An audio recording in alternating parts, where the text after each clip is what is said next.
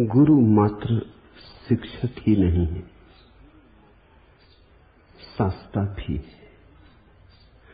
शास्ता यानी वह जो जीवन को एक अनुशासन दे, जीवन को शासन दे।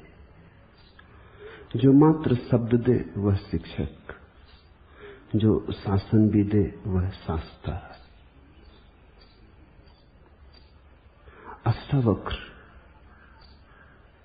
शब्द देकर ही संतुष्ट नहीं हो गए। शब्द देने के बाद जो पहला खतरा है, उस खतरे की तरफ इंगित है इन सूत्रों में। शब्द सुन के गुरु के इस बात की बहुत संभावना है कि तुम शब्द से ऐसे अभिभूत हो जाओ कि तुम समझो सब हो गया। तुम शब्द को ही पकड़ लो और शब्द को ही सत्य मान लो। सद्गुरु से निकले हुए शब्दों का बल है, ऊर्जा है। उस ऊर्जा और बल में तुम आविष्ट हो सकते हो, सम्मोहित हो सकते हो। तुम बिना ज्ञानी हुए ज्ञानी बन सकते हो। यही पहला खतरा है। शब्द ठीक मालूम पड़े, तर्कयुक्त मालूम पड़े, बुद्धि प्रभावित हो, हृदय प्रफुल्लित हो जाए, तो ऐसी घड़ियां आ सकती हैं सत्संग में जब जो तुम्हारा अनुभव नहीं है अभी, वह भी अनुभव जैसा मालूम होने लगे। तो गुरु परीक्षक भी है, वो तुम्हारी परीक्षा भी करेगा कि जो तुम कह रहे हो वह हुआ भी है या केवल सुनी हुई बात दोहरा रहे हो। अष्टावक्र ने जो उद्घोष किया परम सत्य का, उस उद्घोष का ऐसा परिणाम हुआ कि जनक तत्क्षण प्रतिध्वनि करने लगे। जनक भी वही बोले और जनक ने कहा कि आश्चर्य कि मैं अब तक कैसे सोया रहा। और जनक ने कहा कि मैं जाग गया। और जनक ने कहा कि मैं न केवल जाग गया हूं, मैं जानता हूं मैं ही समस्त का केंद्र, सब मुझसे ही संचालित होता। मुझी को नमस्कार है। ऐसी महिमा का उदय हुआ। अष्टावक्र चुपचाप खड़े सुनते रहे। ये जो हुआ है इसे देखते रहे। इन सूत्रों में परीक्षा है।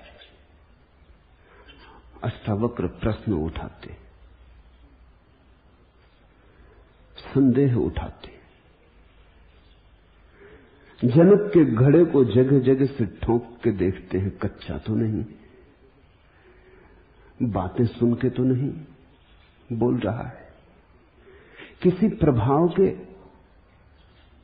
कारण तो नहीं बोल रहा है, मेरी मौजूदगी के कारण तो ये तरंगें नहीं उठी हैं। ये तरंगें इसकी अपनी हैं, ये क्रांति वस्तुतः घटी है, ये कहीं बौद्धिक मात्र ना हो। मेरे पास बहुत लोग आते हैं, उनमें अनेक कृष्ण मूर्ति के भक्त हैं। वे मुझसे आके कहते हैं कि हम वर्षों से सुनते हैं, जो सुनते हैं वो 100% ठीक भी मालूम होता है, उसमें हमें कुछ संदेह नहीं है। जो कृष्ण मूर्ति कहते हैं उसे हमने समझ भी लिया है, हम नहीं समझे ऐसा भी नहीं, लेकिन फिर भी जीवन में कोई क्रांति नहीं घटती। बौद्धिक रूप से सब समझ में आ गया है, बुद्धि भर गई है, लेकिन आत्मा रिक्त की रिक्त रह गई है। ऊपर ऊपर सब जान लिया और भीतर भीतर हम वैसे के वैसे हैं। भीतर कोई घटना नहीं घटी, अछूते के अछूते रह गए। वर्षा हो गई है, घड़ा खाली रह गया है। बड़ी अड़चन में पड़ जाता है व्यक्ति जब उसे बौद्धिक रूप से सब समझ में आ जाता है और अस्तित्वगत कोई समानांतर घटना नहीं घटती। तुम्हें उसकी दुविधा का अंदाज नहीं, उसे दिखाई पड़ता है कि दरवाजा कहां है, लेकिन निकलता दीवार से है। जिसको दरवाजा नहीं दिखाई पड़ता वो भी दीवार से निकलता है, लेकिन उसे दरवाजा दिखाई ही नहीं पड़ता। इसलिए शिकायत किससे? जिस आदमी को ख्याल है कि मुझे दरवाजा दिखाई पड़ता है, समझ आ गया कि कहां है, लेकिन फिर भी मैं दीवार से सिर तोड़ता हूं, तुम उसकी पीड़ा समझो। जब भी उसका सिर टूटता है वो महाविश्वास से भर जाता है कि मुझे मालूम तो है कि ठीक क्या है, फिर मैं गलत क्यों करता हूं। मुझे मालूम तो है कि कहां जाना चाहिए, फिर मैं विपरीत क्यों जाता हूं। सब मालूम है उसे और कुछ भी मालूम नहीं, तो उसके भीतर सीखने की क्षमता भी खो जाती है, उसमें शिष्यत्व का भाव भी खो जाता है, क्योंकि उसे मालूम तो सब है, अब सीखने को और क्या है। उसकी विनम्रता भी खो जाती है और भीतर की पीड़ा सघन होती चली जाती, उसमें कोई अंतर पड़ता नहीं। ऐसा ही समझो कि तुम दवाइयां इकट्ठी करते चले जाओ, इससे तो तुम्हारी बीमारी समाप्त ना होगी, पियोगे तब समाप्त होगी। तुम डॉक्टरों के प्रिस्क्रिप्शन इकट्ठे करके फाइलें बना लो, उन प्रिस्क्रिप्शनों से तो कुछ परिणाम ना होगा जब तक उन प्रिस्क्रिप्शनों के अनुसार जीवन न बनेगा। लेकिन दवाइयों का ढेर तुम्हें एक भ्रांति दे सकता है कि सब दवाइयां तो मेरे पास है, पूरी केमिस्ट की दुकान तो उठा लाया, अब और क्या है, अब कहां जाऊं, किससे पूछूं, अब तो पूछने को भी कुछ नहीं बचा।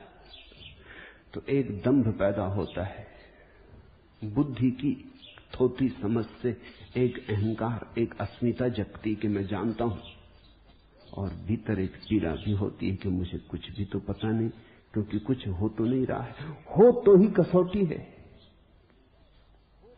तुम्हारा जीवन बदले किसी सत्य से तो ही सत्य तुम्हारे पास है, अगर जीवन न बदले तो सत्य तुम्हारे पास नहीं। मैंने सुना है स्वामी रामतीर्थ एक छोटी सी कहानी कहा करते थे। वो कहते थे, कल्प गंगा के किनारे, स्वर्ग की गंगा के किनारे ज्ञान और मोह एक सुबह आके रुके। गंगा ने कहा, भला आए स्वागत, लो डुबकी मुझ में, तुम्हें पवित्र कर दूंगी, उतरो मुझ में, नहा लो, तुम नए हो जाओगे, तुम्हें फिर कुंवारा कर दूंगी, सारी धूल पोंछ डालूंगी।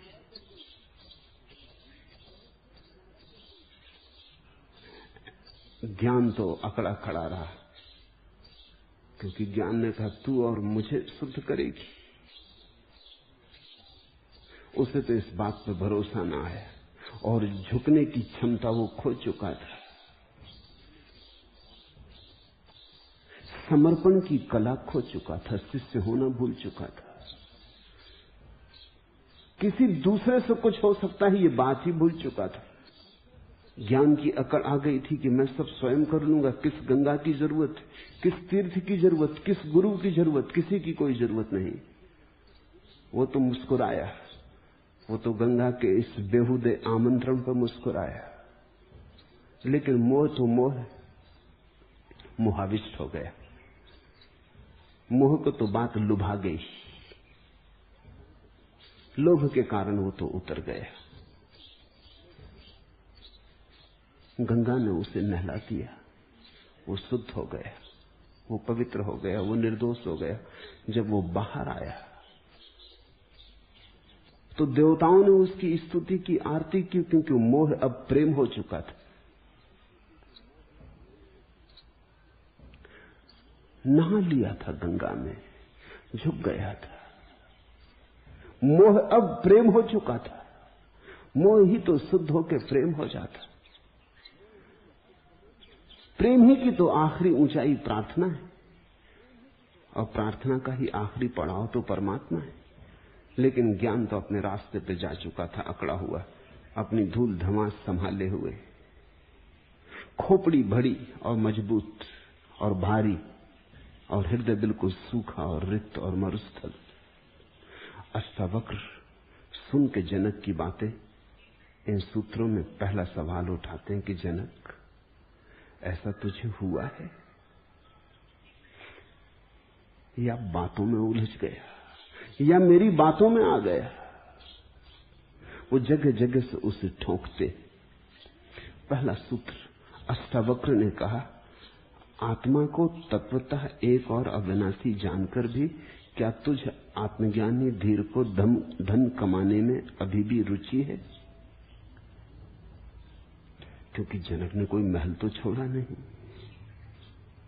जनक ने कोई धन का त्याग तो किया नहीं।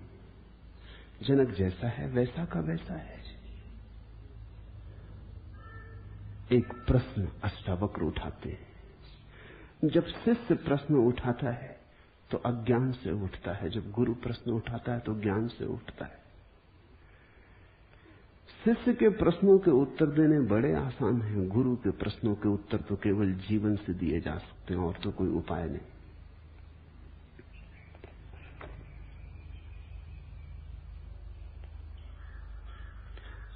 अविनाशिन आत्मानम एकम विज्ञाय तत्वता।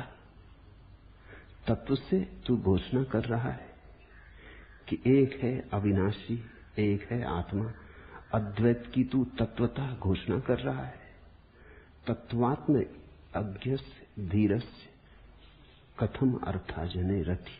और ऐसी घोषणा के बाद क्या धन में रुचि रह सकती है? राज्य में, साम्राज्य में, महल में, पद प्रतिष्ठा में, सिंहासन में रुचि रह सकती है? जनक के सामने एक प्रश्न चिन्ह खड़ा किया अष्टावक्र ने कि तुझसे पूछता हूं जनक, जब एक का तुझे पता चल गया और तुझे बोध हो गया कि तू स्वयं परमात्मा है, तो क्या धन के पीछे अब भी दौड़ सकता है? तो तलाश अपने भीतर धन का, कहीं मोह तो शेष नहीं रहा। ये पहली बात धन की क्यों उठाई? क्योंकि इस जीवन में बड़ी से बड़ी हमारी दौड़ और बड़े से बड़ा हमारा पागलपन धन के लिए। हम भीतर हैं खाली, रिक्त, सूने, धन से उसे भरते। खालीपन काटता है। खालीपन में बड़ी बेचैनी होती है कि मैं ना कुछ होके दिखाना है। कैसे दिखाऊं? तो पद प्रतिष्ठा, धन, वो सब धन के ही रूप है। उनसे हम अपने को भरते ताकि मैं कह सकूं मैं कुछ हूं, मैं ना कुछ नहीं हूं। देखो कितना धन मेरे पास, ताकि मैं प्रमाण दे सकूं कि मैं कुछ हूं।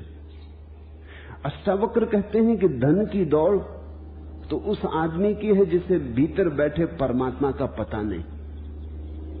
जिसे भीतर बैठे परमात्मा का पता चल गया वो तो धनी हो गया, उसे तो मिल गया धन। राम रतन पायो। अब उसे कुछ बचा नहीं पाने को। अब कोई धन नहीं है, धन तो उसे मिल गया, परम धन मिल गया। और परम धन को पाके फिर कोई धन के पीछे दौड़ेगा? छोटे थे तुम तो खेल खिलौनों से खेलते थे, टूट जाता खिलौना तो रोते भी थे, कोई छीन लेता तो झगड़ते भी थे। फिर एक दिन तुम युवा हो गए, फिर तुम भूल ही गए वे खेल खिलौने कहां गए, किस कोने में पड़े पड़े धीरे झाड़ कर बुहार कर कचरे में फेंक दिए गए। तुम्हें उन्हीं की याद भी नहीं रही। एक दिन तुम लड़ते थे, एक दिन तुम उनके लिए मरने मारने को तैयार हो जाते थे। आज तुमसे कोई पूछे कि कहां गए वे खेल खिलौने, तो तुम हंसोगे, तुम कहोगे अब मैं बच्चा तो नहीं, अब मैं युवा हो गया, प्रौढ़ हो गया, मैंने जान लिया कि खेल खिलौने। ऐसी ही एक प्रौढ़ता फिर घटती है जब किसी को भीतर के परमात्मा का बोध होता है। तब संसार के सब खेल खिलौने, धन, पद, प्रतिष्ठा, सब ऐसे ही व्यर्थ हो जाते जैसे बचपन के खेल खिलौने व्यर्थ हो गए। फिर उनके लिए कोई संघर्ष नहीं रह जाता, प्रतिद्वंदिता नहीं रह जाती, कोई स्पर्धा नहीं रह जाती। धन की दौड़ आत्महीन व्यक्ति की दौड़ है। जितना निर्धन होता है आदमी भीतर, उतना ही बाहर के धन से भरने की चेष्टा करता है। बाहर का धन भीतर की निर्धनता को भुलाने की व्यवस्था विधि है। जितना गरीब आदमी होता है उतना ही धन के पीछे दौड़ता है। इसलिए तो हमने देखा कि कभी बुद्ध, कभी महावीर, महाधनी लोग रहे होंगे कि सब छोड़ के निकल पड़े और भिखारी हो गए। इस आश्चर्य की घटना को देखते हो। यहां निर्धन धन के पीछे दौड़ते रहते, यहां धनी निर्धन हो जाते। जिन्हें भीतर का धन मिल गया वो बाहर की दौड़ छोड़ देते। अष्टावक्र ने पूछा कि जनक, जरा पीछे भीतर उतर के टटोल, कहीं धन की आकांक्षा तो शेष नहीं। अगर धन की आकांक्षा शेष हो तो ये सब जो तू बोल रहा है सब बकवास है। कसौटी वहां है। अभी भी तू पद तो नहीं चाहता, अभी भी तू राज्य का विस्तार तो नहीं चाहता, अभी भी भीतर तृष्णा तुझे पकड़े तो नहीं। अगर वासना अभी भी मौजूद है भीतर, तो पक्का जान कि आत्मा का तुझे अनुभव नहीं हुआ। आत्मा का अनुभव तो तभी होता है जब वासना नहीं रह जाती, या आत्मा का अनुभव होते ही वासना नहीं रह जाती। दोनों साथ साथ नहीं हो सकते। आत्मा और वासना के बीच किसी तरह का सहयोग नहीं हो सकता, जैसे अंधेरे और प्रकाश के बीच किसी तरह का साथ संग नहीं हो सकता। प्रकाश तो अंधेरा नहीं, अंधेरा तो प्रकाश नहीं। तू प्रकाश की बातें कर रहा है, तू अचानक महावाक्य बोल रहा है जनक। ये इतनी जल्दी हुआ है, इसकी तू कसौटी कर ले, इसे तू जरा खोजबीन कर ले, जांच पड़ताल कर ले, भीतर उतर, देख कहीं धन की आकांक्षा तो नहीं छिपी बैठी। अगर बैठी हो तो ये सब जो तूने कहा मुझे तूने दोहरा दिया, ये सब बासा है, ये सब उधार है, फिर इसकी बहुत मूल्यवत्ता नहीं। फिर हमें फिर से आबासा से शुरू करना पड़ेगा। तो मैं फिर तुझे जगाऊं। अगर धन की आकांक्षा कहीं बैठी हो, अगर तू धन की आकांक्षा पाए ही नहीं कहीं, तो कुछ हुआ है, अन्यथा कुछ भी नहीं हुआ है। आत्मा को तत्वतः एक और अविनाशी जानकर भी क्या तुझ आत्मज्ञानी धीर को धन कमाने में रुचि है? जरा सी भी रुचि, लेस मात्र भी रुचि, जरा सा भी रस? ख्याल रखना, जब तक हम सोचते हैं कि बाहर कुछ हमें मिल जाए, उससे हम कुछ हो जाएंगे, तब तक हमारी धन में रुचि है। यह भी हो सकता है कि तुम धन का त्याग कर दो, लेकिन त्याग से कुछ मिल जाएगा, ऐसी रुचि शेष रह जाए कि दुनिया तुम्हें त्यागी कहेगी, कि लोग प्रशंसा करेंगे, कि चरण छुएंगे, तो फिर कुछ फर्क ना हुआ, तुमने सिर्फ सिक्के बदल लिए। लेकिन अब भी तुम्हारी आकांक्षा वही की वही है, रुचि तुम्हारी धन की ही है। धन से मात्र धन के ही तरफ इशारा नहीं है, धन से एक भीतर की आकांक्षा का इशारा है कि बाहर कुछ हो सकता है जिससे मैं मूल्यवान हो जाऊं। धन का आत्यंतिक अर्थ इतना ही है कि बाहर से कुछ मिल सकता है जो मुझे मूल्यवत्ता दे दे। मेरा मूल्य मेरे भीतर है, मैं स्वयं अपना मूल्य हूं, ऐसी प्रतीति वस्तुतः संन्यास है। मेरा मूल्य बाहर से आता है, लोग क्या कहते हैं, इससे मेरा मूल्य निर्मित होता है। तो ऐसी आकांक्षा धन की आकांक्षा है। इसलिए तुम्हारे 100 त्यागियों में 99 तो अभी भी धन की ही आकांक्षा में जीते। धन उनने छोड़ दिया होगा, बाजार छोड़ दिया, दुकान छोड़ दी, सब छोड़ छाड़ के मंदिरों में बैठ गए, लेकिन अब भी तुम्हारी प्रतीक्षा करते हैं कि तुम आओ और सम्मान दो। अब भी तुम्हारे द्वारा किया गया अपमान खलता है, कांटे की तरह गड़ता है। तुम्हारा सम्मान अभी भी गदगद करता है। तुम कहते हो महात्यागी हो आप, तो भीतर फूल खिल जाते हैं, कमल खिल जाते हैं। अगर कोई नहीं आता सम्मान करने को, तो त्यागी प्रतीक्षा करने लगता है कि आज कोई भी नहीं आया। दुकान बदल गई, ग्राहक नहीं बदले, ग्राहक की अभी भी प्रतीक्षा है। जैसे दुकानदार सुबह से दुकान खोल के बैठ के प्रतीक्षा करता है ग्राहक आए, अगर ऐसा ही त्यागी भी सुबह से प्रतीक्षा करने लगता है कि मंदिर में लोग आए, मेरी पूजा अर्चना हो, लोग मुझे सम्मान दें, प्रतिष्ठा दें, तो दुकान बदली, कुछ भीतर बदला नहीं। जिस दिन तुम्हारे मन में दूसरों से मिलने वाले सम्मान का कोई मूल्य नहीं रह जाता, न निषेधात्मक न विधायक,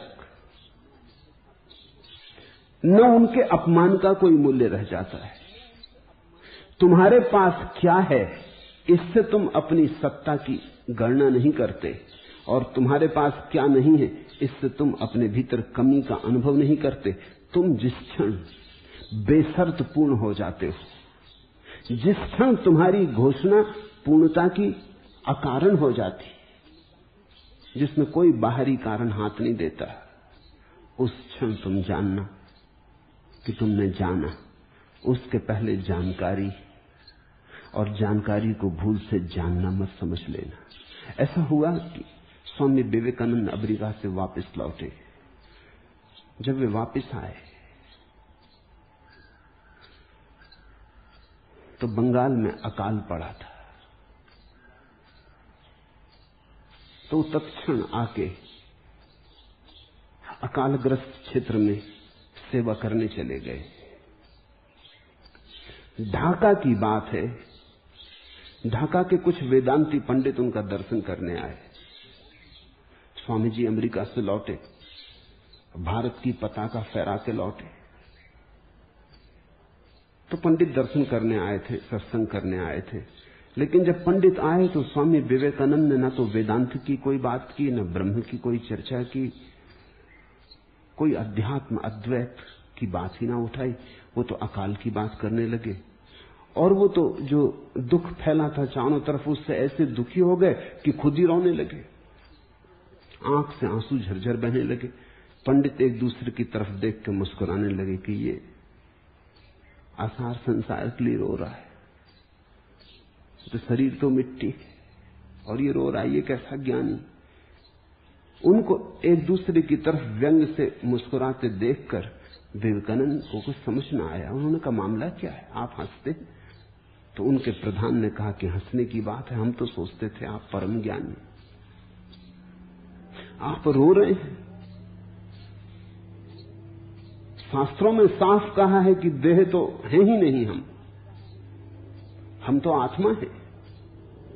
शास्त्रों में साफ कहा है कि हम तो स्वयं ब्रह्म हैं, न जिसकी कोई मृत्यु होती न कोई जन्म होता, और आप ज्ञानी होकर रो रहे हैं।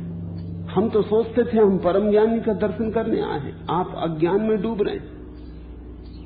विवेकानंद का सोंटा पास पड़ा था, उन्होंने सोंटा उठा लिए, टूट पड़े उस आदमी पर, उसके सिर पर डंडा रख के बोले कि अगर तू सचमुच ज्ञानी है तो अब बैठ, तू बैठा रहे, मुझे मारने दे, तू इतनी स्मरण रखना कि तू शरीर नहीं है। विवेकानंद का वैसा रूप, मजबूत तो आदमी थे ही, वो हट्टे कट्टे आदमी थे, और हाथ में उनका बड़ा डंडा, वो पंडित के तो रूह निकल गई। वो तो गिड़गिड़ाने लगा कि महाराज रुको, ये क्या करते हो? अरे ये कोई ज्ञान की बात, हम तो सत्संग करने आए, ये कोई उचित मालूम होता है? वो तो भागा, उसने देखा कि ये आदमी तो जान से मार डाल सकता है। उसके पीछे बाकी पंडित भी खिसक गए। विवेकानंद ने कहा, शास्त्र को दोहरा देने से कुछ ज्ञान नहीं हो जाता, पांडित्य ज्ञान नहीं, पर उपदेश कुशल बहुतेरे। वो जो पंडित ज्ञान की बात कर रहा था, तोता रटन थी। उस तोता रटंत में कहीं भी कोई आत्मानुभव नहीं है। शास्त्र की थी, स्वयं की नहीं थी, और जो स्वयं की ना हो वो दो कौड़ी की है। तो अष्टावक्र पहली परीक्षा खड़ी करते। पहली परीक्षा वो ये कहते हैं, जनक ध्यान कर। तू कहता है आत्मा को तत्वतः तूने जान लिया, पहचान गया अविनाशी को। अब क्या तुझ आत्मज्ञानी धीर को धन कमाने में थोड़ी भी रुचि है? इसका मुझे उत्तर दे।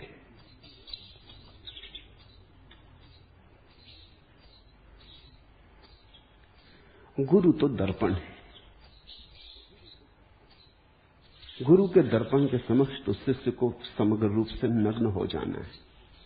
उसे तो अपने हृदय को पूरा उघाड़ के रख देना है, तो ही क्रांति घट सकती है।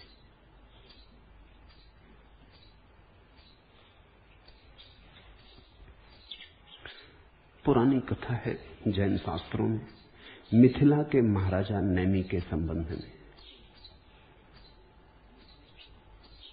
उन्होंने कभी शास्त्र नहीं पढ़े, उन्होंने कभी अध्यात्म में रुचि नहीं ली, वो उनका लगाव ही न था, उनकी चाहत ने वो दिशा कभी नहीं पकड़ी थी। बूढ़े हो गए थे तब बड़े जोर का दाह ज्वर उन्हें पकड़ा, भयंकर ज्वर की पीड़ा में पड़े। उनकी रानियां उनके शरीर को शीतल करने के लिए चंदन और केसर का लेप करने लगी। रानियों के हाथ में सोने की चूड़ियां थीं, चूड़ियों पर हीरे जवाहरात लगे थे, लेकिन लेप करते समय उनकी चूड़ियां खड़खड़ाती और बजती। सम्राट नेमी को वो खड़खड़ाहट की आवाज, वो चूड़ियों का बजना बड़ी अरिचुकर मालूम हुआ और उन्होंने कहा, हटाओ ये चूड़ियां, इन चूड़ियों को बंद करो, ये मेरे कानों में बड़ी कर्ण कटु मालूम होती।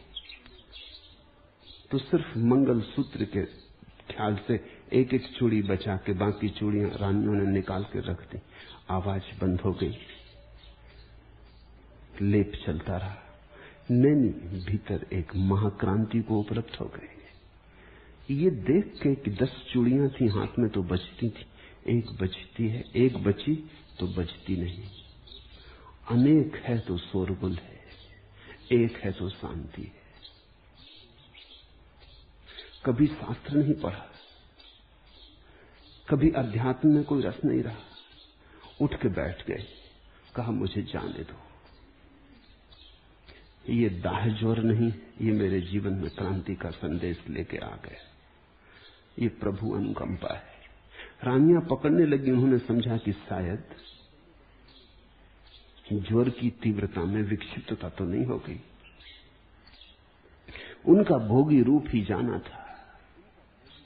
योग की तो उन्होंने कभी बात ही ना की थी, योगी की तो वो पास न फड़कने देते थे, भोग ही भोग था उनके जीवन में। कहीं ऐसा तो नहीं कि सन्निपात हो गया है? वो तो घबरा गई, वो तो रोकने लगी। सम्राट ने कहा, घबराओ मत, न कोई ये सन्निपात है। सन्निपात तो था, वो गया। तुम्हारी चूड़ियों की बड़ी कृपा। कैसी जगह से परमात्मा ने सूरज निकाल दिया, कहा नहीं जा सकता। चूड़ियां बसती थी तुम्हारी, बहुत तुमने पहन रखी थी, एक बची, शोरगुल बंद हुआ। उससे एक बोध हुआ कि जब तक मन में बहुत आकांक्षाएं हैं तब तक शोरगुल है। जब एक ही बचे आकांक्षा, एक ही अभीप्सा बचे, या एक की ही अभीप्सा बचे, और ध्यान रखना एक की ही अभीप्सा एक हो सकती, संसार की अभीप्सा तो एक हो ही नहीं सकती। संसार अनेक है तो वहां अनेक वासनाएं होंगी, एक की अभीप्सा ही एक हो सकती है। नैमी तो उठ गए, ज्वर तो गया, वो तो चल पड़े जंगल की तरफ। न शास्त्र पढ़ा, न शास्त्र जानते थे, लेकिन शास्त्र पढ़ने से कब किसने जाना। जीवन के शास्त्र के प्रति जागरूकता चाहिए तो कहीं से भी इशारा मिल जाता है। अब चूड़ियों से कुछ लेना देना, तुमने कभी सुना चूड़ियों और सन्यास का कोई भी संबंध? जुड़ता ही नहीं। लेकिन बोध के किसी क्षण में, जागरूकता के किसी क्षण में, मौन के किसी क्षण में कोई भी घटना जगाने वाली हो सकती। तुम सो रहे हो, घड़ी का अलार्म जगा देता है, पक्षियों की चहचहाट जगा देती है, कौओं की कांव कांव जगा देती है, दूध वाले की आवाज जगा देती है, राह से निकलती हुई ट्रक का शोरगुल जगा देता है, ट्रेन जगा देती है, हवाई जहाज जगा देता, कुत्ता भौंकने लगे पड़ोसी का वो जगा देता। ठीक ऐसे ही हम सोए हैं। इसमें जागरण की घटना घट सकती है, लेकिन जागरण की घटना केवल शब्दों से नहीं घटती। वास्तविक ध्वनि। शास्त्र तो ऐसे हैं जैसे रिकॉर्ड में ध्वनियां बंद हैं। तुम रिकॉर्ड रखे अपने बिस्तर के पास सोए रहो, इससे कुछ भी न होगा। तुम अपनी स्मृति में कितने ही शास्त्रों के रिकॉर्ड भर लो, इससे कुछ न होगा। बड़ी महिमापूर्ण घटना घटी है जनक को, लेकिन अष्टावक्र ठीक से कसौटी कर लेना चाहते। अष्टावक्र जनक को भी ठीक से अपने भीतर पहुंच के मौका देना चाहते हैं कि वो देख ले, कहीं धन की आकांक्षा तो नहीं है। अगर है तो समझो, तो इतनी ऊंची बातें मत करो। तो तुम्हारे पैर तो जमीन में गड़े हैं, आकाश में उड़ने की बातें मत करो। धन तो जमीन है, अगर तुम्हारी धन में आकांक्षा रूपी है तो तुम्हारी जड़ें जमीन में गड़ी हैं, फिर तुम पंख आकाश में न खोल सकोगे।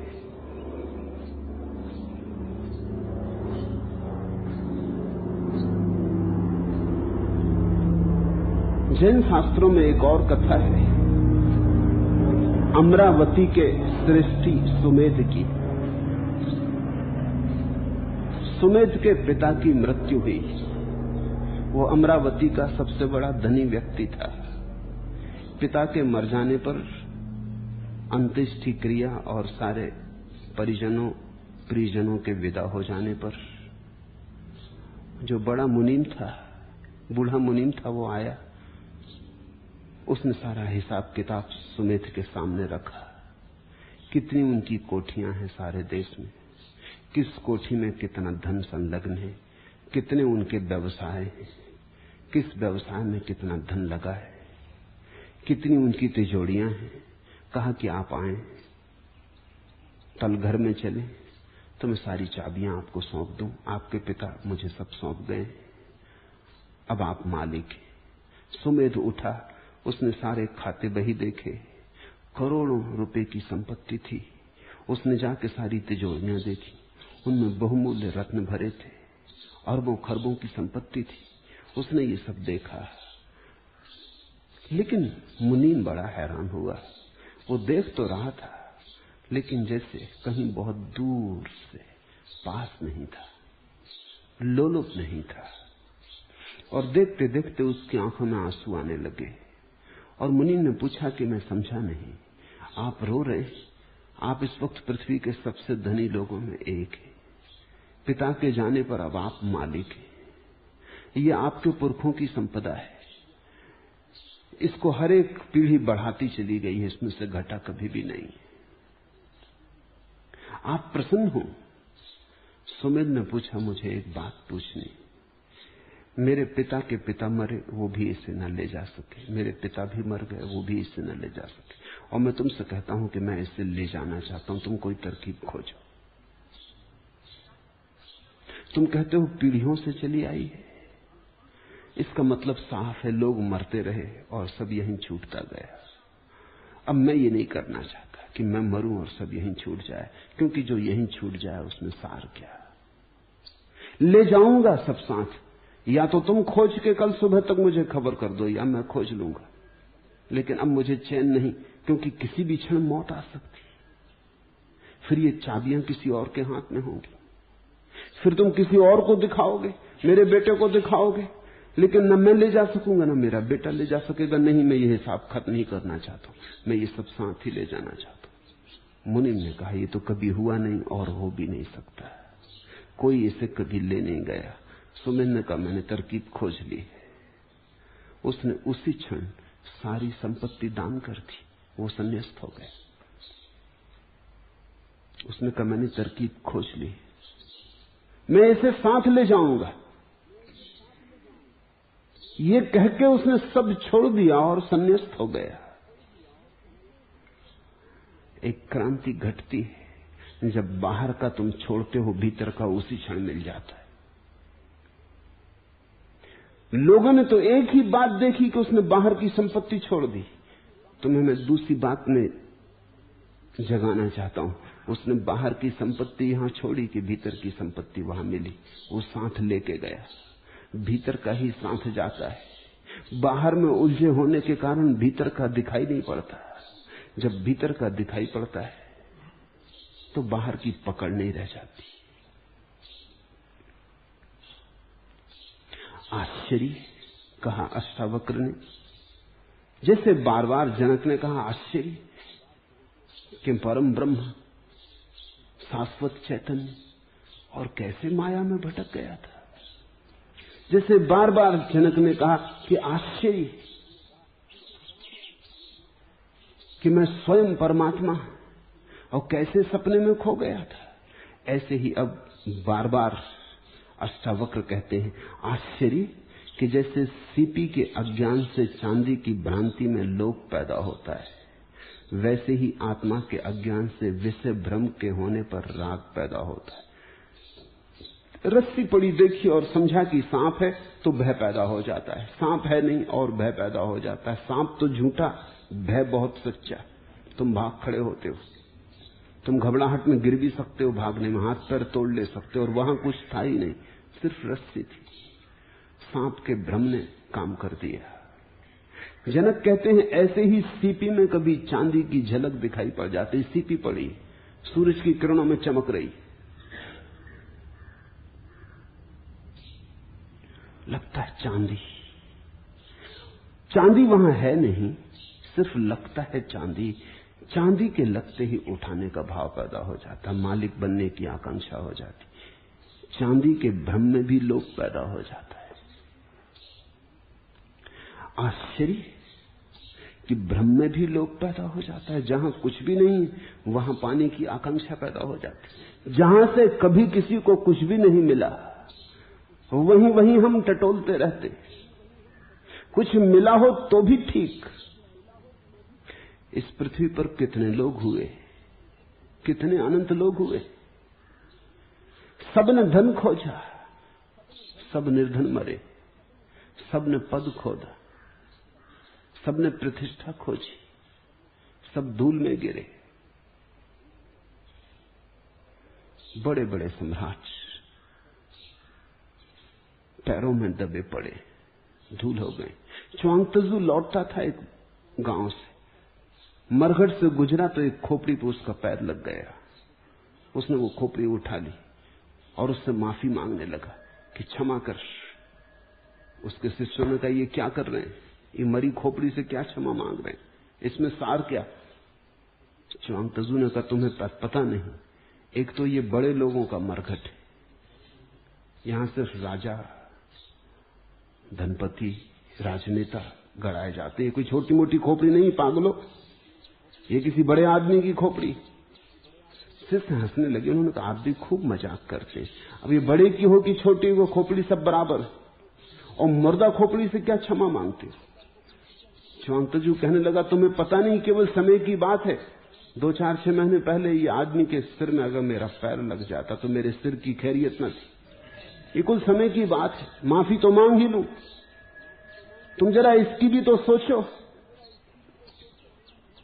और कुछ दिनों बाद मेरी खोपड़ी भी यहीं कहीं पड़ी होगी और लोगों के पैर मेरी खोपड़ी से लगेंगे और कोई क्षमा भी न मांगेगा। तुम ये भी तो सोचो।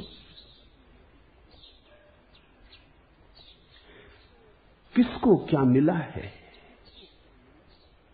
कुछ मिला हो और तुम खोजो तब भी ठीक है। ऐसी सुल्तान महमूद के जीवन में उल्लेख है कि वो रोज रात अपने घोड़े पर सवार होकर निकलता था गांव में देखने कहां क्या हो रहा, कैसी व्यवस्था चल रही। छिपे वेश में वो रोज रात एक आदमी को देखता था नदी के किनारे रेत को छानते। उसने एक दो दफा पूछा भी कि तू क्या करता है आधी आधी रात तक। मैं रेत छानता हूं, इसमें कभी कभी चांदी के कण मिल जाते। उनको मैं इकट्ठा करता हूं, वही मेरी जीविका है। ऐसा अनेक रातों देख के एक दिन महमूद को लगा कि बेचारा मेहनत तो बड़ी करता है, मिलता कुछ खाक नहीं। तो उसने अपना भुजबंद जो लाखों रुपए का रहा होगा निकाल के चुपचाप रेत में फेंक दिया और चल पड़ा। उस रेत छानने वाले ने तो देखा भी नहीं, लेकिन थोड़ी देर बाद खोजने से उसे मिल गया भुजबंद। दूसरे दिन फिर महमूद रात आया, उसने सोचा कि आज तो वो रेत छानने वाला नहीं होगा वहां, लेकिन वो फिर रेत छान रहा था। महमूद बड़ा हैरान हुआ। उसने कहा कि सुन, मेरे सिपाहियों ने मुझे खबर दे दी कि जो भुजबंद में फेंक गया था वो तुझे मिल गया है, तू उसे बाजार में बेच भी चुका है, वो भी खबर आ चुकी। मैं सुल्तान महमूद, भुजबंद लाखों रुपए का था, तेरे जीवन के लिए और तेरे बच्चों के जीवन के लिए पर्याप्त। अब तू किस लिए छान रहा है रेत? उसने कहा मालिक, इसी रेत के छानने में भुजबंद मिला। अब तो चाहे कुछ भी हो जाए मैं छानना छोड़ नहीं सकता, अब तो छानता ही रहूंगा। अब तो ये जिंदगी है और मैं हूं और ये रेत है, जहां ऐसी ऐसी चीजें मिल सकती, भुजबंद मिल गया, अब इसको मैं रोक नहीं सकता। महमूद ने अपनी आत्मकथा में लिखवाया है कि उसके तर्क में तो बल है, लेकिन हम इस संसार में क्या खोज रहे हैं जहां किसी को कभी कुछ नहीं मिला, फिर भी रेत छान रहे। कुछ मिला किसी को कभी। कहते हैं आश्चर्य कि जैसे सीपी की अज्ञान से चांदी की भ्रांति में लोभ पैदा होता है, वैसे ही आत्मा के अज्ञान से विषय भ्रम के होने पर राग पैदा होता है। हे जनक, कहीं तेरे भीतर राग तो नहीं बचा है? कहीं थोड़ा सा भी मोह तो नहीं बचा है, लोभ तो नहीं बचा है?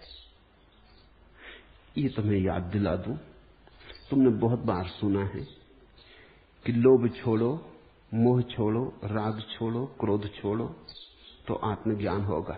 हालत बिल्कुल उल्टी है। आत्मज्ञान हो तो राग, मोह, लोभ, क्रोध छूटता है, वो परिणाम है। अंधेरे को थोड़ी छोड़ना पड़ता है प्रकाश को लाने के लिए, प्रकाश लाना पड़ता है, अंधेरा छूटता है। इसलिए अष्टावक्र प्रश्न पूछ रहे हैं। वो कह रहे हैं आत्मज्ञान हो गया जनक, तेरी उद्घोषणा से लगता आत्मज्ञान हो गया।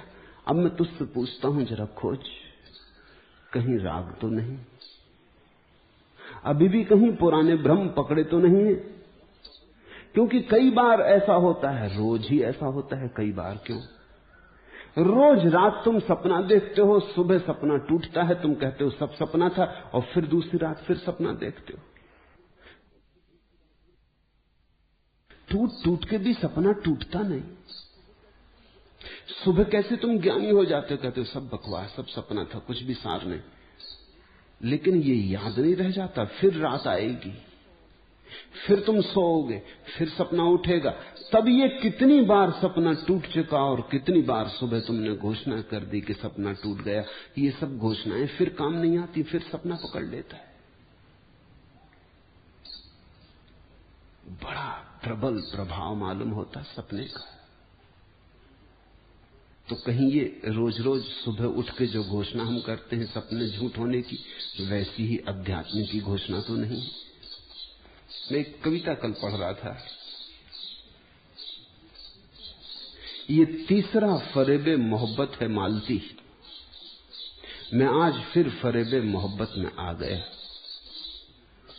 प्रेमी अपनी प्रेसी से, किसी मालती से कह रहा है, ये तीसरा फरेबे मोहब्बत है मालती, ये तीसरी बार भ्रम हो रहा है। मैं आज फिर फरेबे मोहब्बत में आ गया। रुखसार दिल शिकार है, आंखें हैं दिल नसी, 16 जने खेरद है तेरा हुस्न आपसी। मैं सोचता रहा, मैं बहुत सोचता रहा, लेकिन तेरा जमाल नजर में समा गया। पहले भ्रमों की भी याद है, पहले और मालतियां धोखा दे गई।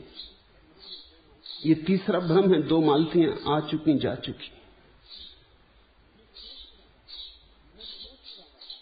मैं सोचता रहा, मैं बहुत सोचता रहा, लेकिन तेरा जमाल नजर में समा गया। गो जानता हूं ये भी तमन्ना का है फरेब, गो जानता हूं ये भी तमन्ना का है फरेब, गो मानता हूं राह मोहब्बत है पुर नसेब। ये सब झूठ, ये सब सपना, ये सब फरेब, ये सब जानता हूं, लेकिन बगैर इसके भी चारा नहीं मेरा, इसके बिना भी चलता नहीं। लेकिन बगैर इसके भी चारा नहीं मेरा, कुछ भी बजुज फरेब सहारा नहीं मेरा। और इस भ्रमों के सिवाय कोई सहारा ही नहीं मालूम होता, सपनों के सिवाय कोई जिंदगी ही नहीं मालूम होती। तुझसी परी जमाल हसीनाओं के बगैर, मैं हूं सनम परस्त गुजारा नहीं मेरा। मैं आज फिर फरेबे मोहब्बत में आ गया, ये तीसरी फरेबे मोहब्बत है मालती। तीसरा क्या, 30वां, 300वां, 3000वां, मगर फरेब जारी रहता। जनक से अष्टावक्र कहने लगे, ये कहीं सुबह उठे हुए आदमी की बात तो नहीं कि सपना था और फिर कल तू सो जाए, इधर मैं गया और उधर तू सो जाए, तो तू ठीक से देख ले, सोने की अब और कोई संभावना तो नहीं, ये जागरण आखिरी है। ये भ्रम का टूटना भी कहीं भ्रम ही सिद्ध ना हो, तू ठीक से देख ले, ये टूट ही गया है, ये ऐसा टूट गया है कि फिर ना बन सकेगा। तो गौर से देख ले, इसके बीज कहीं भीतर छिपे तो नहीं है, अन्यथा ऊपर ऊपर जमीन साफ और भीतर बीज पड़े हो फिर अंकुरित हो जाएं। इसलिए तो होता है, सुबह हम देख लेते हैं कि सपना टूट गया, लेकिन बीज तो मिटते नहीं, बीज तो पड़े ही रहते हैं। जिन बीजों से सपने रात फैले थे, वो बीज तो अब भी भूमि में पड़े हैं वैसे के वैसे। फिर रात आएगी, ठीक मौसम पाके, ठीक वर्षा होगी, फिर सपने खड़े हो जाएंगे। सपने के टूटने से क्या होता है, सपने के बीज दग्ध होने चाहिए। अगर बीज दग्ध नहीं हुए तो कुछ भी नहीं हुआ। धन की आकांक्षा बीज है, पद की आकांक्षा बीज है, महत्वाकांक्षा बीज है। इन बीजों की तलाश के लिए अष्टावक्र कहते, तू जरा भीतर जा, देख कहीं छिपे हुए बड़े छोटे छोटे बीज। बीज तो बड़े छोटे होते हैं, वृक्ष बड़े हो जाते हैं, वृक्ष दिखाई पड़ते हैं, बीज तो पता भी नहीं चलते। तो उन बीजों को खोज। जब तक बीज दग्ध न हो जाएं, तब तक तू इस भ्रम में मत आना कि भ्रम के बाहर हो गया है।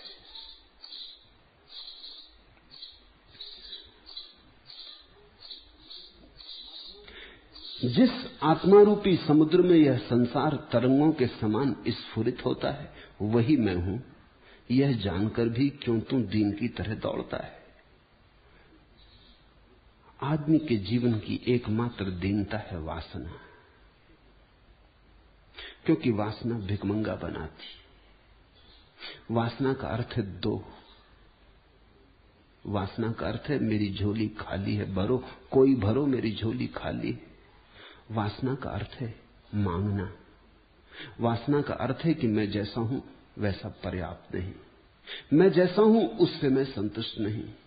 दो कहते हैं फरीद, उनके गांव के लोगों ने कहा कि तुम अकबर को जानते हो, अकबर तुम्हें जानता है, तुम्हारा सम्मान भी करता है। तुम एक बार जाके अकबर से इतना कह दो कि हमारे गांव में एक मदरसा खोल दे, गांव के बच्चे पढ़ने को तड़फते, गरीब गांव है, तुम कहोगे तो मदरसा खुल जाएगा। फरीद कभी राजमहल गया नहीं था। कभी कभी अकबर को जब रस होता था तो फरीद के दरबार में आता था, लेकिन जब मांगना हो तो जाना चाहिए, ये सोच के फरीद गया। जब वो पहुंचा सुबह सुबह ही पहुंच गया, क्योंकि मांगना हो तो सुबह सुबह मांगना चाहिए। सांझ तक तो आदमी इतने क्रोध में आ जाता है, इतना परेशान हो चुका होता कि देने की बात कहां और तुमसे छीन ले। इसलिए भिखमंगे सुबह आते, सुबह तुमसे थोड़ी आशा है, ताजे हो, रात भर विश्राम के बाद उठे हो, जिंदगी उतनी बोझिल नहीं है, इतना क्रोध नहीं, सांझ तक तो तुम भी थक जाओगे। सुबह सुबह तुम्हारी ताजगी में फरीद पहुंचा। अकबर प्रार्थना कर रहा था अपनी निजी मस्जिद में। फरीद को तो जाने दिया, लोग जानते थे अकबर का बड़ा भाव है फरीद के प्रति। फरीद पीछे जाके खड़ा हो गया। अकबर ने अपनी नमाज पूरी की, हाथ उठाए आकाश की तरफ और कहा, हे परमात्मा, मुझे और धन दे और दौलत दे, मेरे साम्राज्य को बढ़ाकर। फरीद की आंखों में तो आंसू आ गए ये दीनता देख के कि ये सम्राट भी कोई सम्राट, इससे तो हम भले। कम से कम परमात्मा एक इल्जाम तो नहीं लगा सकता कि हमने कुछ मांगा हो। और फिर उसे याद आया कि इस आदमी से क्या मांगना, इससे तो एक मदरसा लेने का मतलब होगा इसको गरीब बनाना, थोड़ा गरीब हो जाएगा। ये तो वैसे ही गरीब है, इसकी हालत तो वैसे ही खराब है, इसकी दीनता तो देखो, अभी भी हाथ फैलाए। अकबर जैसा सम्राट जिसके पास सब है, वो भी मांग रहा है। होने से क्या होता है, भिकमंगापन थोड़ी मिटता है। दुनिया में दो तरह के भिकमंगे हैं, गरीब और अमीर। भिकमंगे तो सभी। गरीब को तो क्षमा भी कर दो, लेकिन अमीर को कैसे क्षमा करो, वो भी मांगे चला जाता है। फरीद तो लौटने लगा। अकबर उठा तो फरीद को सीढ़ियों से उतरते देखा। उसने कहा, कैसे आए और कैसे चले, कभी तो तुम आए नहीं, स्वागत, घर में पधारो। फरीद ने कहा, हो गया, आए थे एक बात से, लेकिन वो तो गलत ख्याल था, चूक हो गई, हमसे भूल हुई, तुम्हारा कोई कसूर नहीं। अकबर तो बड़ा बेचैन हो गया। उसने कहा, हुआ क्या, मैं कुछ समझूं भी तो पहली मत बूझो। फरीद ने कहा, गांव के लोगों ने, ना समझो ने, ये समझ के कि तुम सम्राट हो, तुम्हारे पास बहुत है, मुझे भी भ्रम में डाल दिया। मैं भी उनकी बातों में आके चला गया। ना समझो की दोस्ती ठीक नहीं। अब मैं वापस जा रहा हूं उनको समझाने की तुम गलती में थे। मैं आ गया मांगने, गांव के लोगों ने कहा था एक मदरसा खुलवा दो। नहीं, लेकिन तुम्हारी हालत खराब है, तुम तो दीन अवस्था में। वो प्रार्थना मैं तुमसे न करूंगा। मेरे पास कुछ होता तो वो मैं तुम्हें दे डालता, मेरे पास कुछ है नहीं। तुम्हारी हालत बड़ी खराब है, तुम्हारी तो हालत दिवाले निकले जैसी। तुम प्रार्थना करके मांग रहे थे। मैं आया था सम्राट से मिलने, भिखारी को देख के वापस जा रहा हूं। अष्टावक्र ने कहा, विश्वम स्फुरति यत्रेदम तरंगा एव सागरे। जैसे आत्मा रूपी समुद्र में ये संसार तरंगों के समान स्फुरित होता है, वही मैं हूं। ऐसा जानकर सो अहम स्मृति विज्ञा है। ऐसा जानकर किम दीनम एव धावसी, फिर तू दीन की तरह दौड़ा जा रहा है। जरा भीतर तो देख, वहां कोई दौड़ बाकी तो नहीं, वहां कुछ मांग बाकी तो नहीं, वहां कुछ पाने को शेष तो नहीं है। क्योंकि परमात्मा का मिलने का अर्थ यह है कि अब पाने को कुछ भी शेष ना रहा। मिल गया जो मिलना था, आखिरी मिल गया, आत्यंतिक मिल गया। इसके पार मिलने को कुछ भी नहीं। अगर तेरे भीतर अब भी पार मिलने को कुछ हो तो समझना कि परमात्मा नहीं मिला, तू शब्दों के जाल में आ गया जनक, तू मेरे प्रभाव में आ गया जनक, तू सम्मोहित हो गया। ध्यान रखना, मन को अच्छी बातें मान लेने की बड़ी जल्दी होती। कोई तुमसे कह दे कि आप तो परमात्मा स्वरूप है, कौन इनकार करना चाहता है? आप तो ब्रह्म स्वरूप है, कौन इनकार करना चाहता है? अहंकार भरता है। कोई कह दे आप तो शुद्ध बुद्ध नित्य चैतन्य, कौन इनकार करता है? बुद्धू से बुद्धू भी इनकार नहीं करता। जब उससे कहो कि आप शुद्ध बुद्ध, तो वो कहता बिल्कुल ठीक, अब तुम पहचाने, अभी तक कोई पहचाना नहीं। ना समझें क्या खाक पहचानेंगे, आप बुद्धिमान हैं इसलिए पहचाने। ज्ञान की घोषणाएं कहीं तुम्हारे अहंकार के लिए आधार तो नहीं बन रही, कहीं ऐसा तो नहीं है प्रीतिकर लगती हैं इसलिए मान ली। कड़वी बातें कौन मानना चाहता है? कोई तुमसे पापी कहे तो दिल नाराज होता है, कोई तुम्हें पुण्यात्मा कहे तो तुम स्वीकार कर लेते हो, और ये हो सकता है कि जिसने पापी कहा था वो सत्य के ज्यादा करीब हो। टॉलस्टॉय ने लिखा है अपनी आत्मकथा में कि एक दिन सुबह सुबह मैं चर्च गया तो देखा गांव का सबसे बड़ा धनपति सुबह के अंधेरे में चर्च में प्रार्थना कर रहा है। तो मैं तो चकित हुआ कि ये आदमी भी प्रार्थना करता है। मैं पीछे खड़े होकर सुनने लगा। उस धनपति को कुछ पता नहीं था कि कोई और है अंधेरे में। वो धनपति कह रहा था, हे प्रभु, मैं महापापी हूं, मुझ जैसा पापी इस संसार में कोई भी नहीं। वो अपने पापों का कन्फेशन कर रहा था, स्वीकार भाव से सब प्रकट कर रहा था जो जो पाप उसने किए थे, और शायद भाव से कर रहा था। लेकिन तभी सुबह होने लगी और उसको ख्याल आया, मालूम हुआ कि कोई और भी पीछे खड़ा। उसने देखा टॉलस्टॉय। वो टॉलस्टॉय के पास आया। उसने कहा, क्षमा करना, ये बात किसी और तक न जाए। ये जो मैंने कहा है मेरे और परमात्मा के बीच है, तुमने अगर सुन लिया अनसुना कर दो। ये बात किसी और तक न जाए, अन्यथा मानहानि का मुकदमा चलाऊंगा। टॉलस्टॉय ने कहा, ये भी खूब रही, तुम परमात्मा के सामने स्वयं घोषणा कर रहे हो, फिर आदमियों से क्या डरते हो? उसने कहा, तुम इस बात में पड़ो ही मत। अगर तुमने ये बात कहीं भी निकाली और यहां कोई दूसरा नहीं, अगर मैंने ये बात कहीं से भी सुनी तो तुम ही पकड़े जाओगे। ये मेरे और परमात्मा के बीच निजी बात है, ये कोई सार्वजनिक बात नहीं। तो हम पाप को तो चुपचाप स्वीकार करना चाहते हैं परमात्मा और हमारे बीच, और पुण्य की हम घोषणा करना चाहते हैं सारे जगत में। करना चाहिए उल्टा।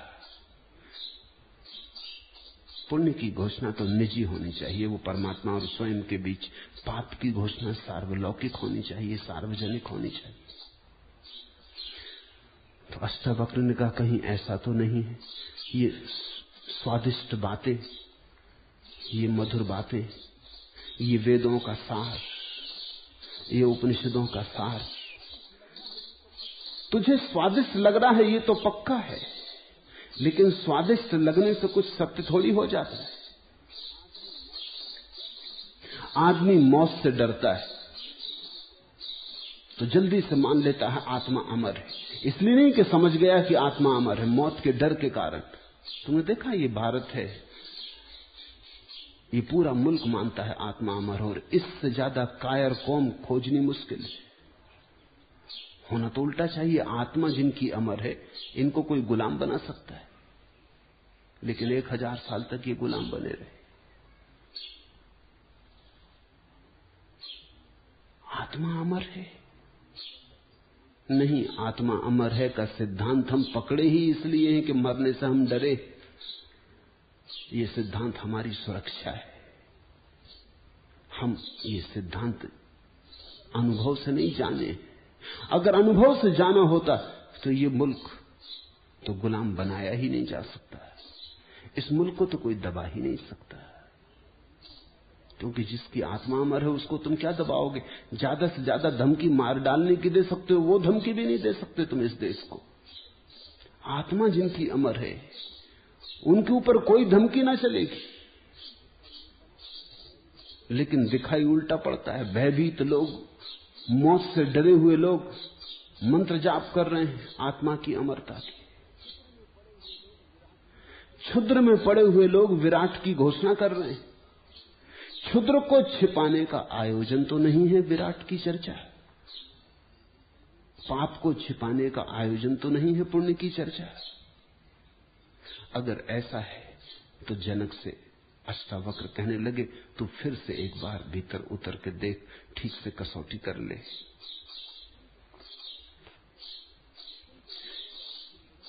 अत्यंत सुंदर और शुद्ध चैतन्य आत्मा को सुनकर भी कैसे कोई इंद्रिय के विषय में अत्यंत आसक्त होकर मलिनता को प्राप्त होता है।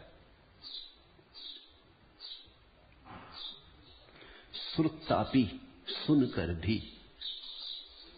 ध्यान रखना, सुनने से ज्ञान नहीं होता। ज्ञान तो स्वयं के अनुभव से होता है। श्रुति से ज्ञान नहीं होता। शास्त्र से ज्ञान नहीं होता। हिंदुओं ने ठीक किया है कि शास्त्र के दो खंड किए, श्रुति और स्मृति। ज्ञान उसमें कोई भी नहीं है। कुछ शास्त्र श्रुतियां हैं, कुछ शास्त्र स्मृतियां हैं। न तो स्मृति से ज्ञान होता, न श्रुति से ज्ञान होता। श्रुति का अर्थ है सुना हुआ, स्मृति का अर्थ है याद किया हुआ, जाना हुआ। दोनों में कोई भी नहीं। श्रुतापि शुद्ध चैतन्य आत्मानम अति सुंदरम।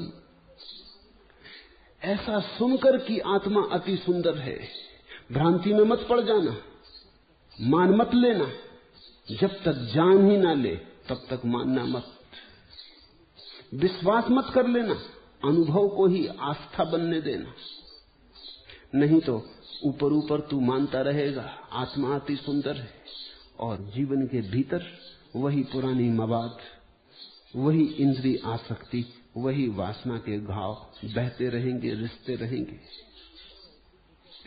अत्यंत सुंदर और शुद्ध चेतन आत्मा को सुनकर भी कैसे कोई इंद्रिय विषय में अत्यंत आसक्त होकर मलिनता को प्राप्त होता है, इसे ध्यान रख। सुनने वाले बहुत हैं, सुन के मान लेने वाले बहुत हैं, लेकिन उनके जीवन में तो देख, सुन सुन के उन्होंने मान भी लिया है, लेकिन फिर भी मलिनता को रोज प्राप्त होते। मलिनता जाती नहीं। जहां मौका मिला वहां फिर तीसरा फरेब कि 300वां फरेब, फिर फरेब खाने को तैयार हो जाते। कितनी बार तुमने सोचा कि क्रोध न करेंगे? तुम भली भांति सुन के जान चुके हो क्रोध पाप है, जहर है, कुछ लाभ नहीं। लेकिन फिर भी जब उठता है तब तुम खो जाते हो किसी झंझावात में, याद ही नहीं रहती। जब क्रोध जा चुका होता है, उजाड़ के तुम्हारे भीतर की सारी बगिया, तब फिर याद आती, फिर पश्चाताप होता है। तो फिर पछताए होत का, जब चिड़िया चुग गई खेत, फिर तुम पछताते हो। ये पुरानी आदत हो गई, क्रोध कर लिया, पछता लिया, फिर क्रोध कर लिया, फिर पछता लिया। क्रोध और पश्चाताप एक दूसरे के संगी साथी हो गए, उसमें कुछ फर्क नहीं रहा है। तुम्हारे पश्चाताप ने क्रोध को रोका तो नहीं। साफ है कि तुमने क्रोध को अभी देखा नहीं, सुन सुन के मान रखा है कि बुरा है। ये तुम्हारा अपना आत्मदर्शन नहीं। मैं एक कहानी पढ़ता था, बौद्ध कथा है। श्रावस्ती में एक सेठ था, मृगार। उसकी लड़के की बेटी थी विशाखा।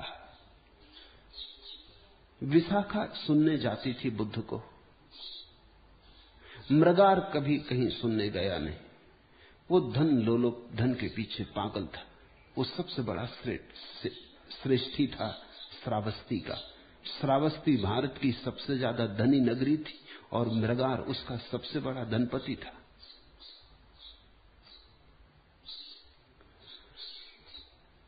तुम्हें शायद ख्याल में ना हो, जो शब्द हिंदी में है सेठ, वो श्रेष्ठी का ही अपभ्रंश है, श्रेष्ठ का अपभ्रंश है। अब तो सेठ गाली जैसा लगता है, लेकिन कभी वो श्रेष्ठतम लोगों के लिए उपयोग किया जाता था।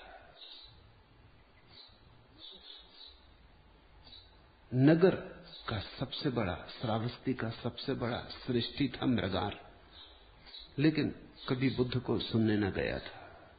विशाखा उसकी सेवा करती, अपने ससुर की, उसके लिए भोजन बनाती, लेकिन विशाखा को सदा पीला लगती थी कि ये ससुर बूढ़ा होता जाता है और बुद्ध के वचन भी इसने नहीं सुने, जानना तो दूर सुने भी नहीं। इसका जीवन ऐसे ही धन पद वैभव में बीता जा रहा है। ये जीवन यूं ही रेत में गंवाए दे रहा है। ये सरिता ऐसे ही खो जाएगी सागर में पहुंचे बिना। तो एक दिन जब मृगार भोजन करने बैठा और विशाखा उसे भोजन परसती थी, तो वो कहने लगी, तात भोजन ठीक तो है, सुस्वादु तो है। मृगार ने कहा, सदा तू सुंदर सुस्वादु भोजन बनाती, ये प्रश्न तूने कभी पूछा नहीं, आज तू पूछती बात क्या है? तेरा भोजन सदा ही सुस्वादु होता। विशाखा ने कहा, आपकी कृपा है, अन्यथा भोजन सुस्वादु हो नहीं सकता, क्योंकि ये सब बासा भोजन। मैं दुखी हूं कि मुझे आपको बासा भोजन खिलाना पड़ता। मृगार बोला, पागल, बासा? पर बासा तू खिलाएगी क्यों? धन धान्य भरा हुआ है कोठियों में, जो तुझे चाहिए प्रतिदिन उपलब्ध है, बासा क्यों? उसने कहा कि नहीं, मैं वो नहीं कह रही, आप समझे नहीं। ये जो धन धान्य है शायद होगा आपके पिछले जन्मों के पुण्यों के कारण, लेकिन इस जीवन में तो मैंने आपको कोई पुण्य पुरुषार्थ करते नहीं देखा। इस जीवन में तो मैंने आपको कोई पुण्य पुरुषार्थ करते नहीं देखा, इसलिए मैं कहती हूं ये सब बासा है। होगा पिछले जन्मों में आपने कुछ पुण्य किया होगा, इसलिए धनी है,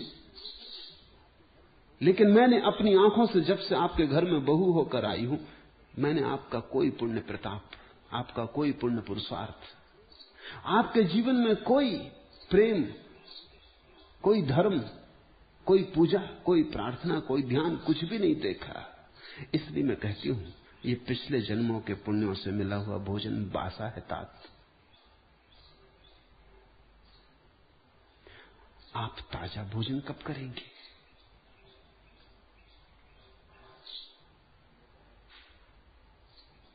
मृगार आधा भोजन किए उठ गया, रात भर सो न सका।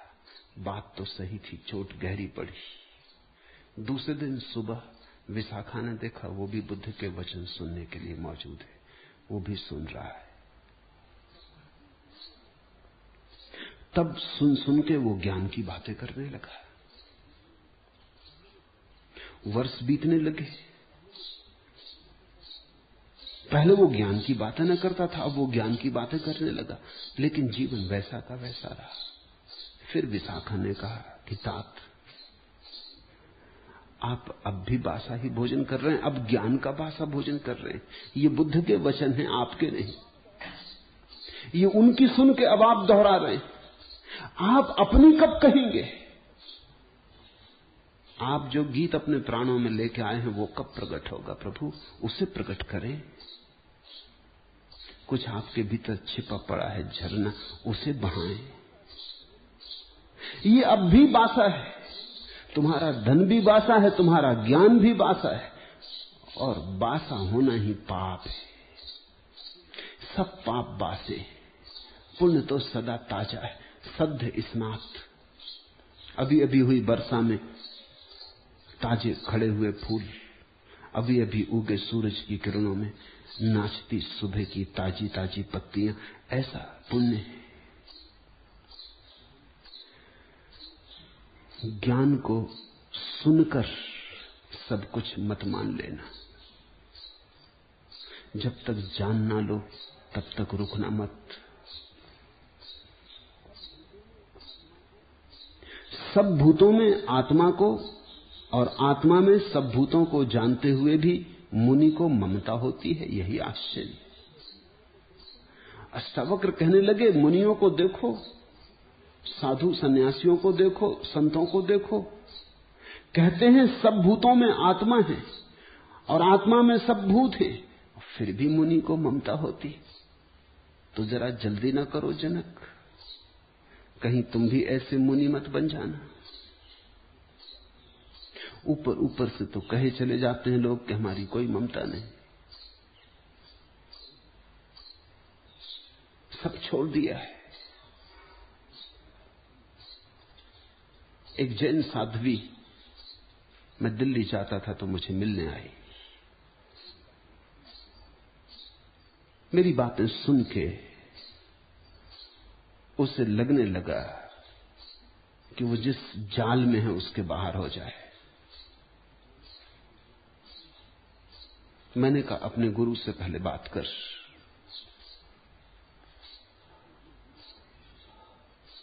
उसने अपने गुरु को कही तो गुरु तो बहुत नाराज हो गए। गुरु ने तो कहा कि मुझसे मिलना चाहते हैं।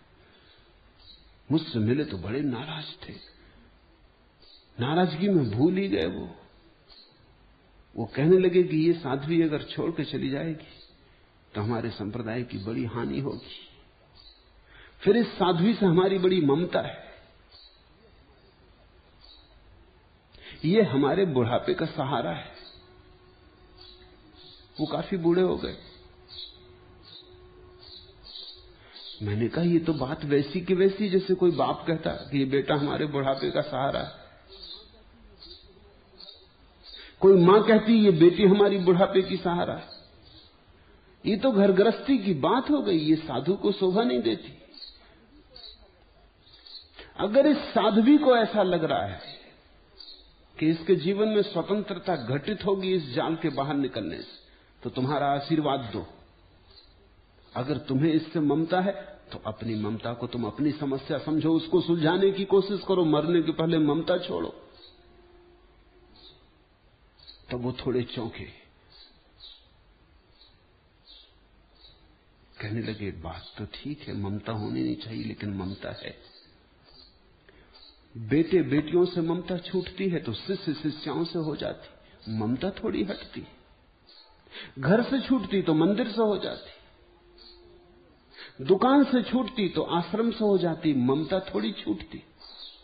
मेरा नए नए आश्रय बनाता चला जाता है। एक आश्रय उजाड़ो, उसके पहले दूसरी जगह आश्रय बना लेता है। एक नीड़ गिराओ, दूसरी जगह नीड़ बना लेता है। लेकिन मेरा तो बचता ही चला जाता है। अष्टावक्र ने कहा सब भूतों में आत्मा को और आत्मा में सब भूतों को जानते हुए भी मैं तुमसे कहता हूं जनक, ऐसे मुनि हैं जिनको ममता होती। असली आश्चर्य तो यही है। तुम क्या आश्चर्य की बात कर रहे हो कि शुद्ध बुद्ध आत्मा कैसे संसार में पड़ गई? छोड़ो ये फिक्र, उससे बड़े आश्चर्य मैंने देखे। मुनि हो गए, सब छोड़ दिया, घोषणा भी कर दी सर्वभूतेषु चात्मनम सर्वभूतानि चात्मनि मुनेर जानत आश्चर्यम ममत्वम अनुवर्तते। मैं तुम्हें असली आश्चर्य बताता हूं, जिन्होंने सब छोड़ दिया फिर भी कुछ छूटा नहीं, ममता मौजूद है। इससे बड़ा चमत्कार तुम देखोगे।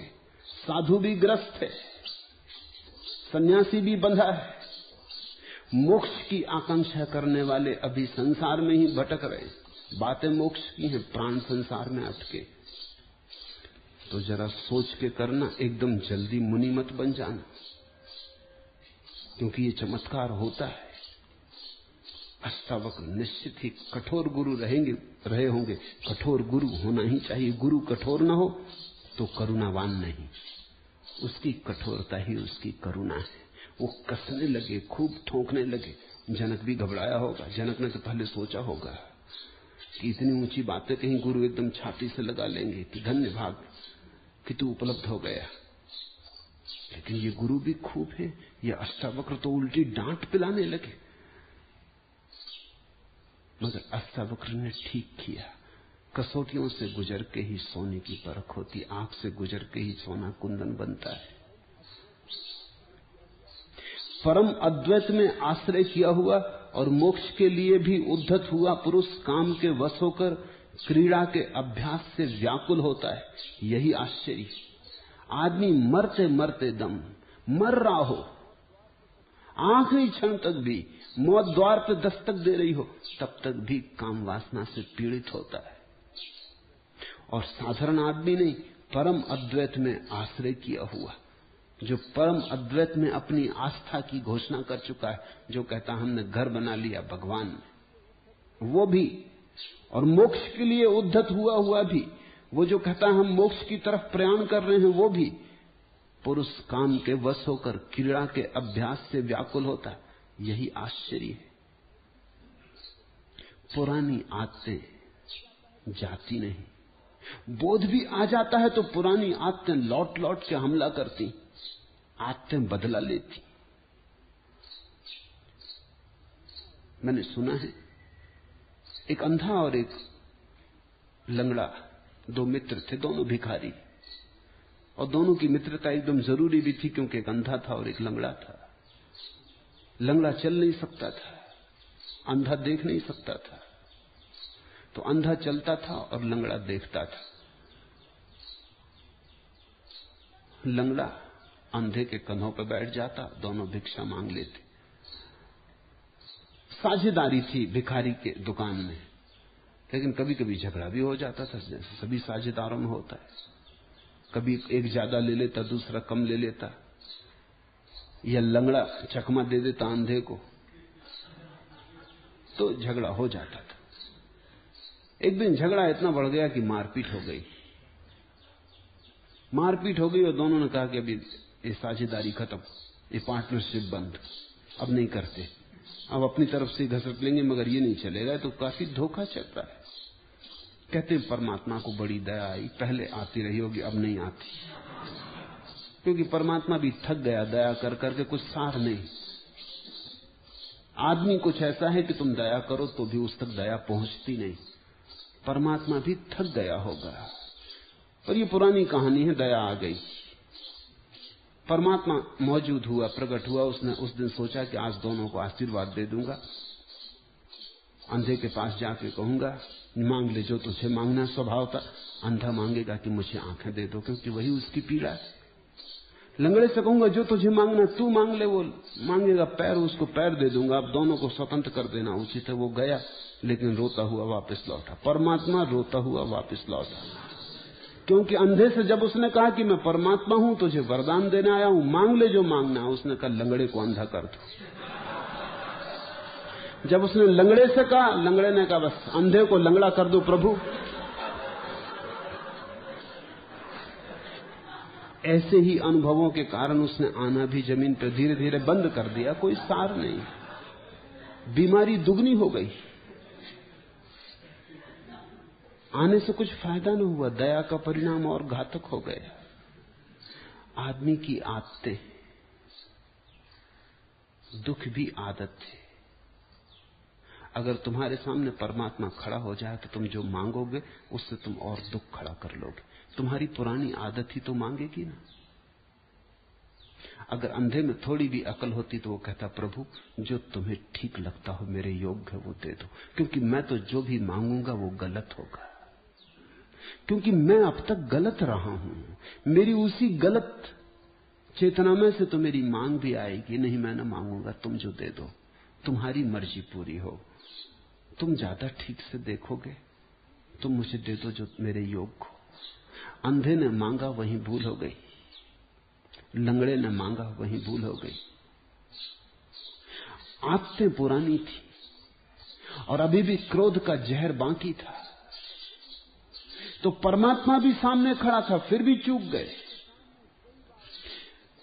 आदमी के सामने कई बार मोक्ष की घड़ी आ जाती, फिर भी आदमी चूक जाता है, क्योंकि पुरानी आदतें हमला करती, और मोक्ष की घड़ी में बड़ी जोर से हमला करती, क्योंकि आदतें भी अपनी रक्षा करना चाहती।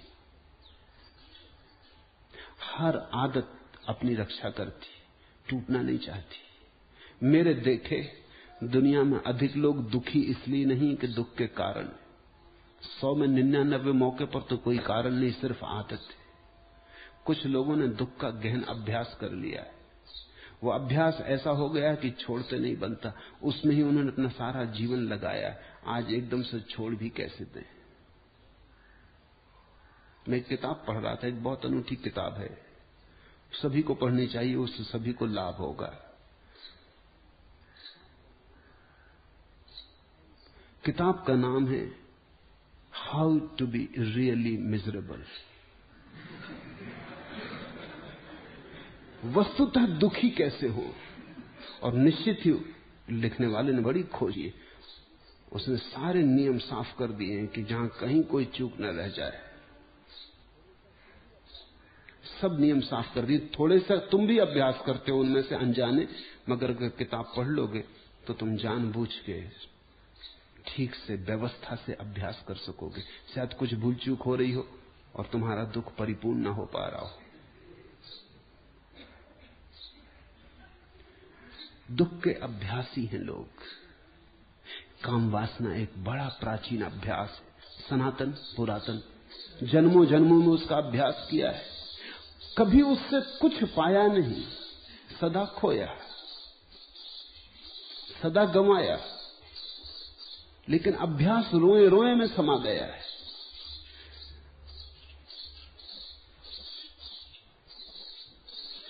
आस्थिता परम अद्वैतम मोक्षार्थे अपि व्यवस्थिता। वह जो मोक्ष के लिए तैयार है और वो जो परम अद्वैत में अपनी आस्था की घोषणा कर चुका है। आश्चर्यम काम वसगो विकला केली शिक्षया। केली शिक्षया, पुरानी काम वासना की शिक्षा के कारण, अभ्यास के कारण। आश्चर्यम काम वसगो विकला केली शिक्षया, पुरानी अभ्यास के कारण बार बार विकल हो जाता। मौत के क्षण में तक आदमी काम वासना के सपनों से भरा होता है। ध्यान करने बैठता है तब भी काम वासना के विचार ही मन में दौड़ते रहते। मंदिर जाता, मंदिर में बाहर से दिखाई पड़ता, भीतर से शायद वैश्यालय में हो। इसलिए अष्टावक्र कहते हैं, जनक जल्दी मत कर, ये जाल बड़े पुराने, तू ऐसा एक क्षण में मुक्त हो गया। अष्टावक्र ये नहीं कह रहे हैं कि तू मुक्त नहीं हुआ।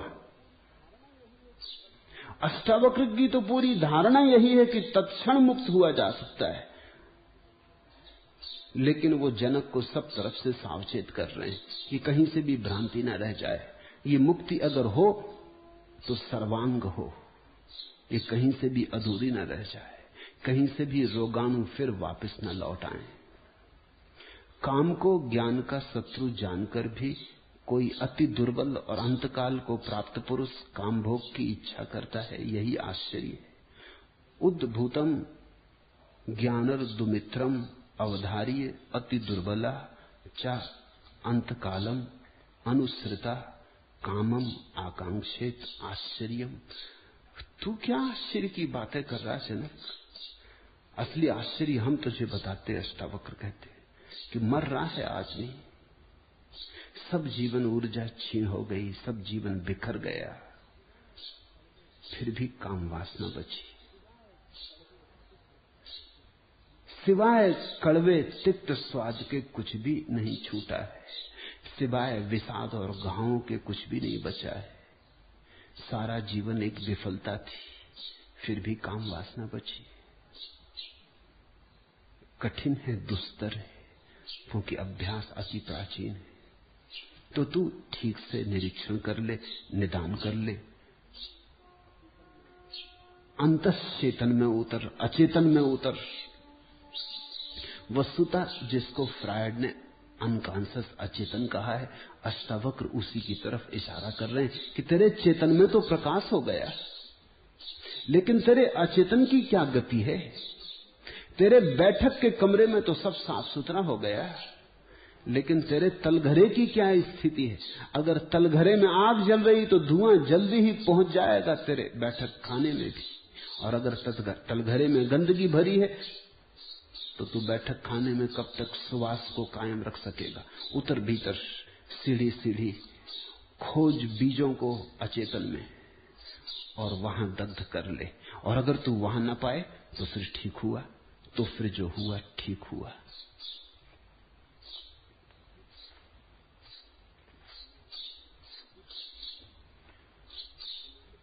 दुख, तृष्णा, काम, लोभ, क्रोध, सभी बीमारियां हमारे सतत अभ्यास के फल हैं। ये अकारण नहीं है, हमने बड़ी मेहनत से इनको सजाया संवारा है, हमने बड़ा सोच विचार किया है, हमने इनमें बड़ा धन संपत्ति लगाई है, हमने बड़ा निस्त स्वार्थ इनमें रचाया है। ये हमारा पूरा संसार है। जब कोई आदमी कहता है कि मैं दुख से मुक्त होना चाहता हूं, तो उसे ख्याल करना चाहिए कि वो दुख के कारण कुछ लाभ तो नहीं ले रहा है, कोई फसल तो नहीं काट रहा है। अगर फसल काट रहा है दुख के कारण, तो दुख से मुक्त होना भला चाहे हो ना सकेगा। अब कुछ लोग हैं जिनका कुल सुख इतना ही है कि जब वो दुख में होते हैं तो दूसरे लोग उन्हें सहानुभूति दिखलाते। तुमने देखा, पत्नी ऐसे बड़ी प्रसन्न है, रेडियो सुन रही है, वो पति घर की तरफ आने सुने रेडियो बंद, सिरदर्द, एकदम सिरदर्द हो जाता है। ऐसा मैंने देखा अनेक घरों में, मैं ठहरा हूं इसलिए कह रहा हूं। मैं देखता रहा कि अभी पत्नी बिल्कुल सब ठीक थी, मुझसे ठीक से बात कर रही थी ये सब, और तब पति के आने का हार्न बजा नीचे, और वो गई अपने कमरे में और लेट गई, और पति मुझसे बताने लगे कि उसके सिर में दर्द है। ये हुआ क्या मामला? मैं ये नहीं कह रहा हूं कि दर्द नहीं है, दर्द होगा, मगर दर्द के पीछे कारण है गहरा। पति सहानुभूति ही तब देता है, पास आके बैठ के सिर पे हाथ ही तब रखता जब दर्द होता। ये स्वार्थ है उस दर्द में। दर्द वस्तुता हो गया होगा, क्योंकि वो जो आकांक्षा है कि कोई हाथ माथे पर रखे, और पति बिना दर्द के तो हाथ रखता नहीं। अपनी पत्नी के माथे पे कौन हाथ रखता है? वो तो मजबूरी। क्या वो सिरदर्द बना के बैठी, अब करो भी क्या? हालांकि उसको अपना अखबार पढ़ना है किसी तरह, लेकिन सिर पे हाथ रख के बैठा है। अब ये सिर पे हाथ रखने की जो भीतर कामना है, कोई सहानुभूति प्रकट करे, कोई प्रेम जाहिर करे, कोई ध्यान दे, अगर ये तुम्हारे दुख में समाविष्ट है तो तुम लाख कहो हम दुख से मुक्त होना चाहते हैं, तुम मुक्त ना हो सकोगे। क्योंकि तुम एक हाथ से तो पानी सींचते रहोगे और दूसरे हाथ से शाखाएं काटते रहोगे, ऊपर से काटते भी रहोगे, भीतर से सींचते भी रहोगे, इससे कभी छुटकारा ना होगा। देखना, दुख में तुम्हारा कोई नियोजन तो नहीं है, इन्वेस्टमेंट तो नहीं है।